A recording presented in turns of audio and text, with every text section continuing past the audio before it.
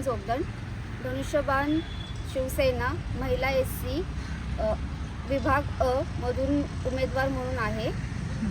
बरं, आता ह्या प्रभागाचा हवा तसा आणि हवा तेवढा विकास झाला आहे का असं तुम्हाला वाटतं काय? बिलकुलच नाही. माझ्या मते तर नाहीच नाही. मी जिथे बैठक घेतली, आढावा बैठक घेतलेल्या, महिलांशी संवाद साधलेला, मी ज्या ज्या प्रभागात गेले, विभागात गेले, तिथे महिलांशी संवाद साधताना हेच लक्षात आलं की इथे खूप समस्या आहेत आणि त्या समस्यांचं अजूनही इथे काहीच झालेलं नाही आहे. प्रत्येक वेळेस आम्ही ज्या विभागात फिरतो, जेव्हा तिथली पाहणी करतो, तिथे काहीच झालेलं नाही आहे. तिथला विकासच झालेला नाही आहे. महिलांच्या खूप समस्या आहेत, त्याच्यावर आम्हाला काम करायचं आहे. बरं, आता तुमची एक सामाजिक व राजकीय वाटचाल कशी राहिली आहे? सध्या तरी जनतेतून आम्हाला प्रोत्साहन मिळतं आहे की तुम्ही पुढे चला, आम्ही तुमच्या मागे आहो, आम्हाला विकास घडवायचा आहे, आम्हाला जनतेच्या हितासाठी काम करायचं आहे. अंकुशदादा आहेत, मयूरदादा आहेत, त्यांच्या नेतृत्वाखाली मी रोहन कोटदादा आहेत किंवा नमिताताई आहेत. आम्ही सगळ्यांनी एक ठाम निश्चय केलेला आहे की आम्हाला ह्या विभागात भरपूर विकास घडवायचा आहे, भरपूर कामे करायचे आहेत, प्रत्येक समस्यांचं निवारण करायचं आहे. बरं, आता तुम्ही एक महिला आहात, महिलांच्या पण बऱ्याचशा समस्या असतात. इव्हन त्यांना त्यांच्या पायावरती उभं राहण्यासाठी एक आर्थिक मदतीसाठी सुद्धा एकूण आपण त्यांना मदत करू शकतो. तर एकूण आपण कशा पद्धतीने काम करणार आहात त्याच्यासाठी? महिलांसाठी बऱ्याच योजना आहेत. महिलांनी बचत गट चालू करणं, बचत गटातून बरेच अजून उद्योग आहेत, त्याच्यामध्ये पुढे येणं किंवा अजून बऱ्याच अशा गोष्टी आहेत जे महिलांसाठी आम्ही आचरणात आणायचा प्रयत्न करतोय. बरं, आता ही सध्याची जी निवडणूक आहे ती निवडणूक तुम्हाला कशी वाटते? कारण आता एक 10 वर्षानंतर निवडणुका लागत आहेत. आधीची निवडणूक 2015ला झाली होती. त्या निवडणुकीमध्ये आणि ह्या निवडणुकीमध्ये तुम्हाला काय फरक जाणवतो? फरक, आधी जे नगरसेवक होऊन गेले त्यांनी काहीच कामे केलेली नाही आहेत. आधी जे खूप 15 वर्ष झाले ते विभागात काहीच काम केले नाही, नालेसफाई झाले नाही आहेत, गटारांची कामं झालेले नाहीत, रस्त्यांचे कामं झालेले नाही आहेत. प्रत्येक वेळेस आम्हाला सांगण्यात येतं की आमचा हक्काचा माणूस हवा इथे, की तुम्ही पुढे चला, आम्ही तुमच्या पाठीशी आहोत. म्हणून आम्ही सगळे इथे एकजूट होऊन ही निवडणूक लढवायला सक्षम झालो आहोत. काय सांगाल, एक तुमचं सामाजिक व राजकीय वाटचाल कशी राहिली आहे? तुम्ही या राजकारणामध्ये किंवा इव्हन समाजकार्यामध्ये कशा पद्धतीने आला आहात? जय शिवराय, जय भीम. आमचे लाडके मुख्यमंत्री तसेच खासदार श्रीकांत शिंदे साहेब यांनी एका सामान्य माझ्यासारख्या उपशहर प्रमुखाला पहिल्यांदा तिकीट मागितलं आणि दिलं. आम्हाला न्याय मिळाला.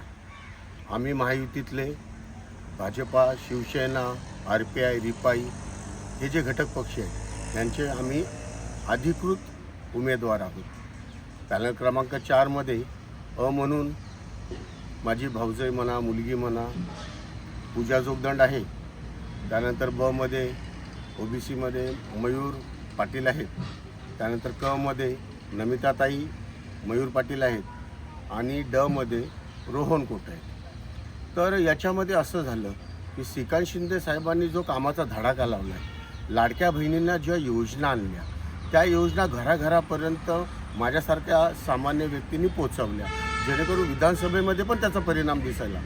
आणि श्रीकांत शिंदे साहेबांनी ज्या निधी दिल्या त्याच्यामध्ये मी एक मागणी केली होती की आमच्याकडे स्मशानभूमीची अवस्था खूप खालवलेली होती, त्याचे फोटोज काही पाठवले होते. त्यावेळेस त्यांनी 50 लाखाचा निधी दिला. मी अदानीकडनं त्यांची NOC आणली.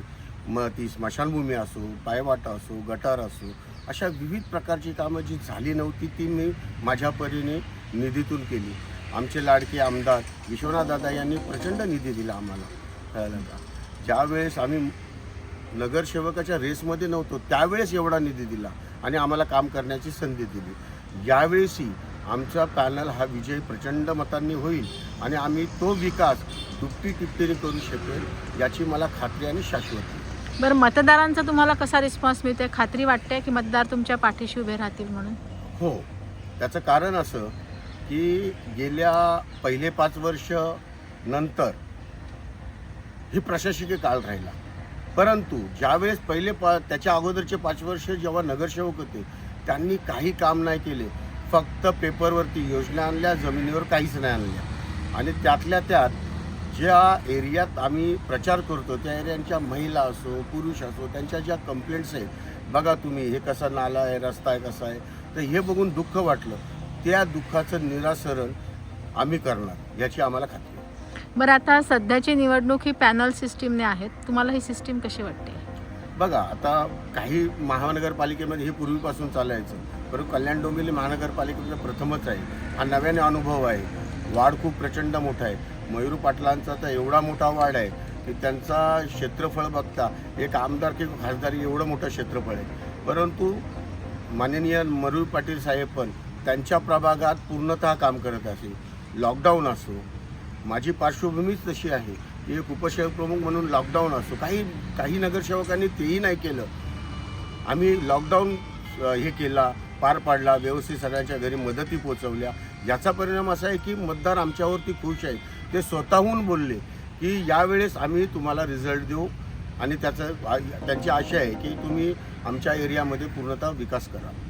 मयूर पाटील आगे बढ़ो, हम तुम्हारे साथ हैं. रोहन कोट आगे बढ़ो, हम तुम्हारे साथ हैं. नमिता ताई आगे बढ़ो, हम तुम्हारे साथ हैं. महायुतीचा, महायुतीचा